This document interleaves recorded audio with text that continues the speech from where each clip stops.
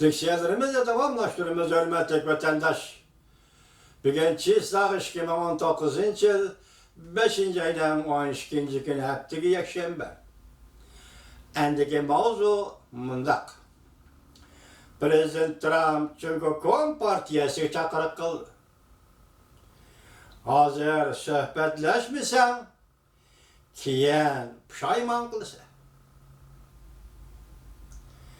Mavzulu haber 5. ayının 11. günü Dünya Ahbarat Doğru ilan kılın. Haber mundak başlar. Prezident Trump 11. günü Cungo'ya çakırık kılıp en yaxşısı. Hazır hareketke kelişinler gerek. İki taraf söyledi söhbeti mukum söhbet bulup ahırlışı gerek. 2020 yılını kütüp durup kayta prezident sayılmadan keyin bir nima deyişermiz demesliginler gerek.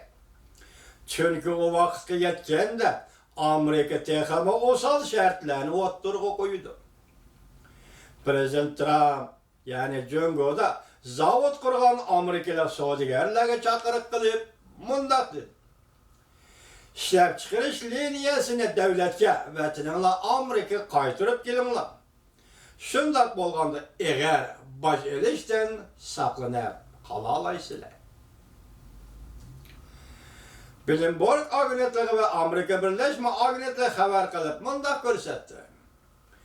Prezident Trump 11. günü Twitter'da fikir qoldirib mundaq dedi. Jungo yaqinda suhbatda bak bechora alga tushib qoldim deb his qildi. Yaxshisi 2020 yili Amerikada o'tkaziladigan saylovni kutib turishimiz. Ta'limimiz kelib qolsa Amerikada Demokratlar Partiyasi saylovda g'alaba qilsa, shundaq bo'lganda har yili Amerikadan keladigan 500 milyard dollar pulni bekorga xarjlaymiz deb o'yladi. Cumhuriyetler. Prezident Trump Twitter'da fikir qoldirib mundaq ko'rsatdi. Birdan-bir masala shuki, men yanala saylovda utib olaman. Cumhuriyetçiler Partiyasi saylovda utib oladi.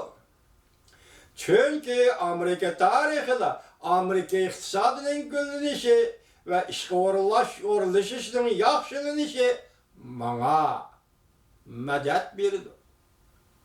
Bugün Amerika'nın iqtisodi yaxshilandi, ishga o'rinlashimi yaxshilandi.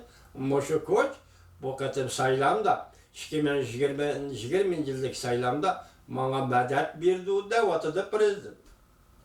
2020 yılı saylamda men utib olaman. Men saylamda utib olsam, Jungoliklar sizlar shu vaqtda suhbatlashimiz deydigan bo'lsanglar, Amerika o'tirib qo'ydigan shartlar texmi osal shartlar bo'ladi. Aqlli bo'lsanglar, hozir harakat qilinglar. Cungoliklar. Ondaq bo'lmaydigan bizni aytib zor boshdan kiradigan pulni topshirib olamiz. Sizga bosh qo'yamiz, pul olamiz. 10. günü Amerika Jungo suhbati Washingtonda oxirlashgan shu kuni Prezident Trump Amerika savdo vakili ishxonasiga buyruq tushirib, tamojna berja qo'yilmagan Jungodan import qilingan 300 milyard dollarlik tovar mallarga boj qo'yishni muhokama qilishni topildi. O'xshash yuqori normada boj qo'ymoqchi bo'ldi. Jungoga ishlatgan besim yana bir qatlam o'rliganga barobar bo'ldi. Shundaqla bu ish Amerika tarafdan Jungodan import qilingan barliq tovar mallarga boj qo'yishidan derak berdi. Tartib bo'yicha aytganda Jungodan import qilingan 300 milyard dollarlik tovar mallarga yuqori normada tamojna beji qo'yish, ya'ni bir qator ommaviy fikr elish tartiblaridan o'tish kerak. Undaq taxminan bu ish, ya'ni bu tamojna beji bir oydan keyin yolg'a qo'yiladi. Shungacha ommadan fikir aladi. Anlagan bey, devletler, hadi keçirenler, vatandaşlar. Devletin çoğun siyasını belgileyip vaqtda ommadan fikir aladi degan gapni tunji qatim anglayapmizmi? Devlet siyasi to'g'risida ommadan, Amerika xalqidan fikir aladi degan gapni tunji qatim anglayapmiz vatandaşlar. Bu faqat Amerikada shunday bo'lishi kerak.